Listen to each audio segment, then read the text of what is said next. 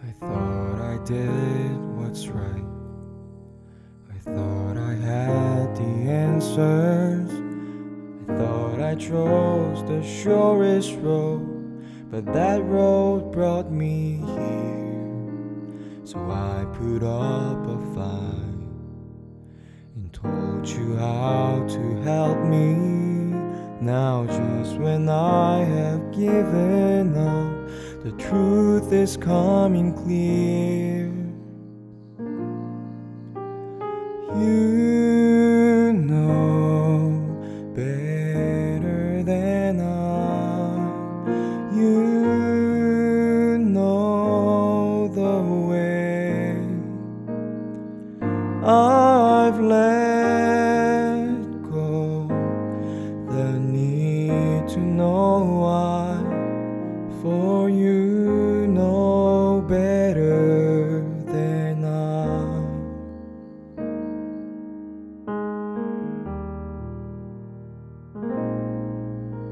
If this has been a test, I cannot see the reason, but maybe knowing I don't know is part of getting through. I try to do what's best, and faith has made it easy to see the best thing I can do is put my trust in you, for you know better than I. You know the way. I've let go the need to know why, for you know better than I saw one cloud and thought it was the sky. I saw a bird and thought that I could follow, but it was you who taught that bird to fly. If I let you reach me, will you teach me? For you know better than I. You know the way. I've let go the need to know why. I'll take what answers you supply. You know better than I. You know better than I.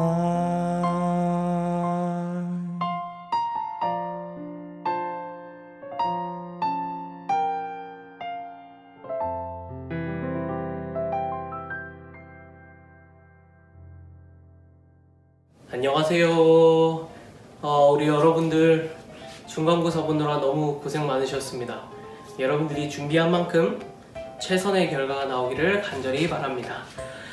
오늘은 우리가 함께 체프를 시작하기 전에 MBTI 이야기를 잠깐 하고 가고 싶어요. 요즘 MBTI 바람이 또 끝물이기는 하지만은 여전히 불고 있죠. 자, 여러분들의 MBTI 유형 모두 기억하고 계시나요?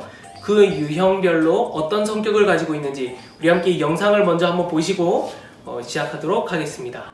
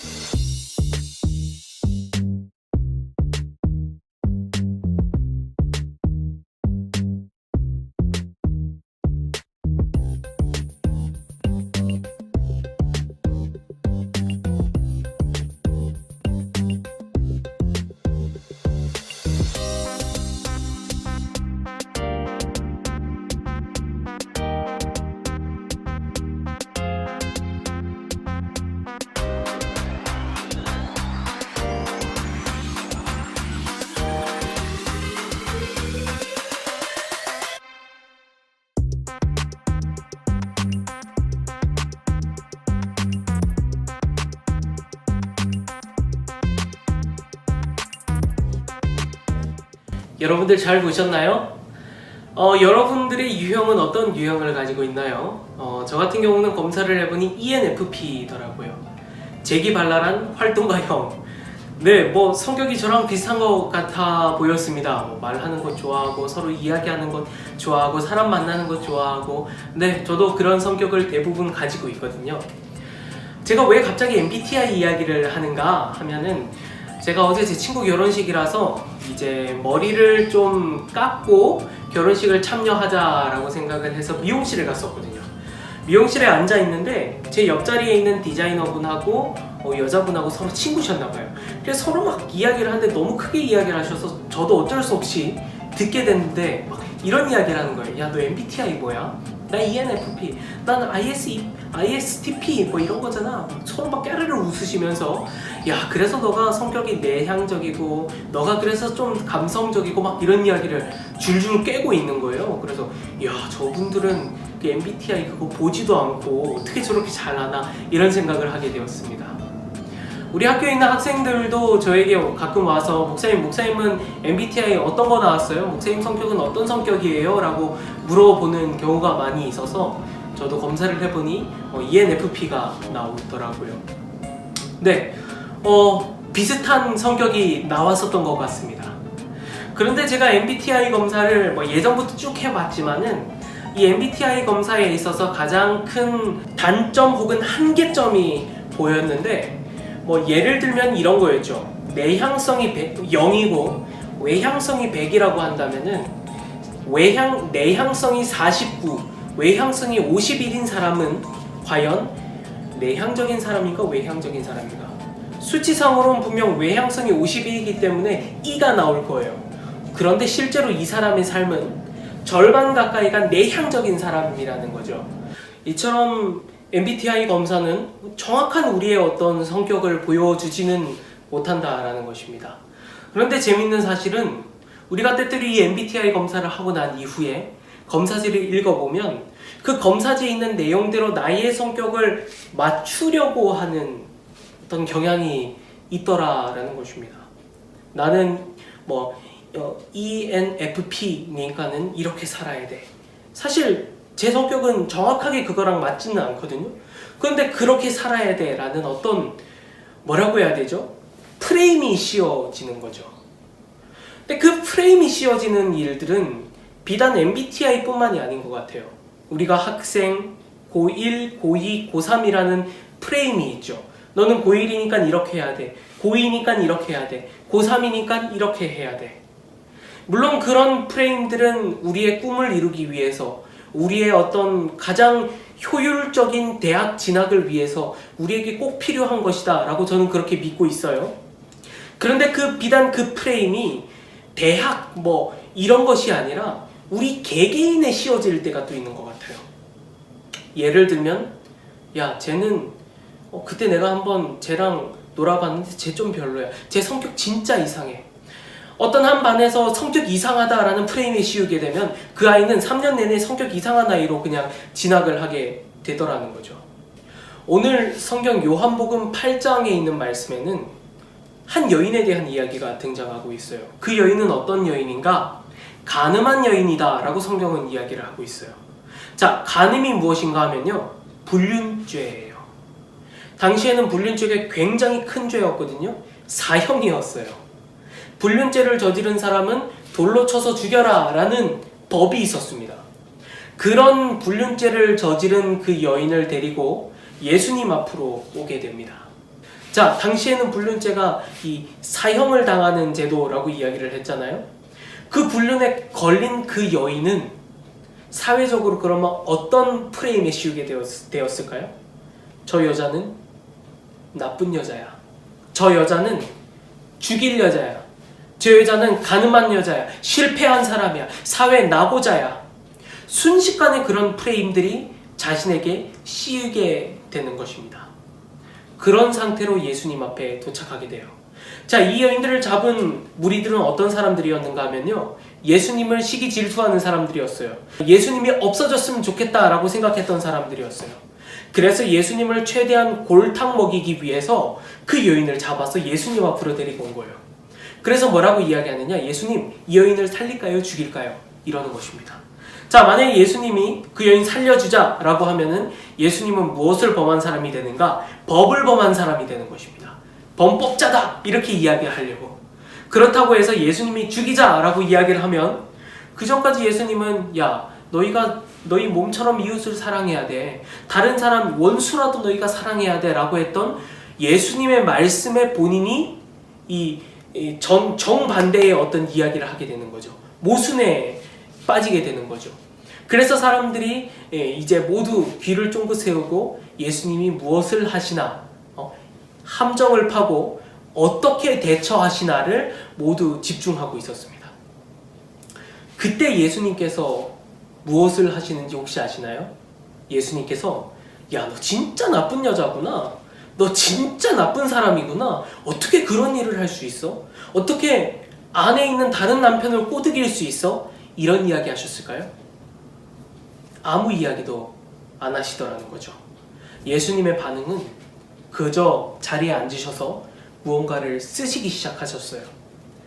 막 쓰시는데 사람들이 궁금하잖아요. 도대체 저분이 뭐하나? 그래서 예수님께 다가가서 그분이 쓰시는 걸 딱 보니까 깜짝 놀라게 되죠.